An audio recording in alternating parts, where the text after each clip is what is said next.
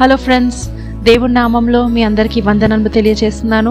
ఈరోజు reading the Bible with me day 30కి మీకు అందరికీ స్వాగతం పలుకుతున్నాను. నాతో పాటు నెల రోజులు మీరు కూడా ప్రయాణం చేస్తున్నారు. రోజు మనం బైబిల్ చదువుకున్నాము, రోజు దేవుడి వాక్యంలో బలపడి ఉన్నాము. ఈ రోజుకి నెల రోజులు అవుతుంది మనం ఈ ప్రోగ్రామ్ స్టార్ట్ చేసి.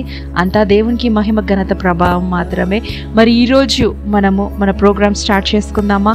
నిన్న మనం సామ్స్ 24th చాప్టర్ పార్ట్ ఏగా 5 వర్సెస్ చదువుకున్నాము. ఈరోజు Psalms 24 chapter remaining 5 verses part బిగా చదువుకుందాం. రండి కలిసి చదువుకుందాం. గుమ్మములారా మీ తలలు పైపెత్తుకొనుడి, మహిమగల రాజు ప్రవేశించినట్లు పురాతనమైన తలుపులారా మిమ్మల్ని లేవనెత్తుకొనుడి. మహిమగల ఈ రాజు ఎవడు? బలశౌర్యము గల యెహోవా, శుద్ధ శూరుడైన యెహోవా.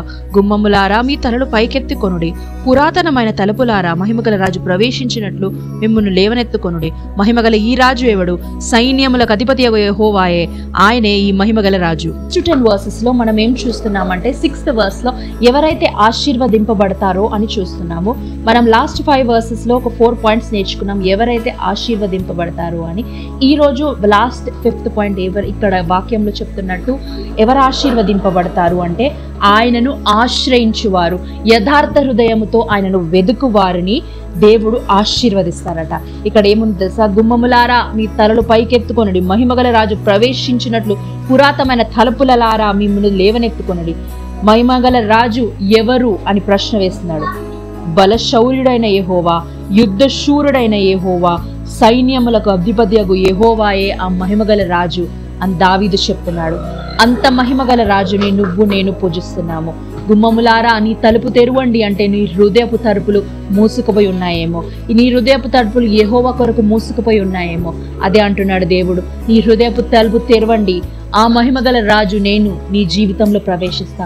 నీ జీవితంలో నేను ప్రవేశించినప్పుడు నీ జీవితం ఎంత మహిమకరంగా మారుతుంది ఒక్కసారి మనం ఆలోచిద్దామా?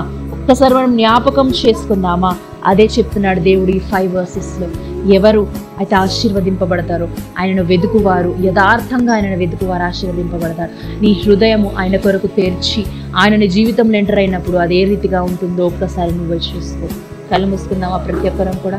ఎస్ లార్డ్, నీకే స్తోత్రం. ఈ దినం ఇచ్చినందుకు వందనాలు యేసయ్యా నాయన. ఈ ఉదయకాల సమయం నీకు ఇచ్చినందుకు వందనాలు యేసయ్యా నాయన. ఈ దినం నాయన వాక్యం నాయన మాతో మాట్లాడినందుకు వందనాలు యేసయ్యా. నేను యథార్థంగా వెతుకు వారికి అయ్యా నువ్వు ఇస్తానంటున్నావు, నువ్వు ఉంటానంటున్నావు దేవా, నువ్వు ఆశీర్వదిస్తా అంటున్నావు. నీకే స్తోత్రం యేసయ్యా. మా హృదయాలను తెరుచుకొని అయ్యా నిన్ను మా సొంత రక్షకుని అంగీకరించి యేసయ్యా మా జీవితాల్లో నాయన ప్రవేశం ఇచ్చినప్పుడు నాయన అది ఏ రీతిగా ఉంటుందో యేసయ్యా నాయన మాకు తెలియదు, ఏ రీతిగా గంభీరంగా ఉంటుందో మాకు తెలుసు యేసయ్యా నాయన. అటు గంభీరమైన ఆశీర్వాదకరమైన జీవితం మాకు అనుగ్రహించి మా హృదయంలోకి వచ్చిన ఆయన మీరే మహిమ ఘనత ప్రభావం పొందమని యేసు నామములో ప్రార్థించి వేడుకుంటున్నాం స్వామి. రీడింగ్ ద బైబిల్ విత్ మీ కార్యక్రమాన్ని మనము 30 రోజులు కంప్లీట్ చేస్తున్నాం కదా. నేను అదే సంపూర్ణంగా ఆశీర్వదింపబడుతున్నాను. రోజు కూడా దేవుని వాక్యాన్ని తెలుసుకుంటున్నాను, ఏ రీతిగా బతకాలో నేర్చుకుంటున్నాను. మరి మీరు కూడా ఆశీర్వదింపబడుతున్నారు అని నమ్ముచున్నాను. ఆశీర్వదింపబడుతున్నట్టయితే లైక్ చేయండి, షేర్ చేయండి, సబ్స్క్రైబ్ చేయండి. కావున మీతో పాటు మీ కుటుంబ సభ్యులకు, మీ ఫ్రెండ్స్కి షేర్ చేసి వాళ్ళకు కూడా ఆశీర్వాదం అందుకునే కృపను అనుగ్రహించండి.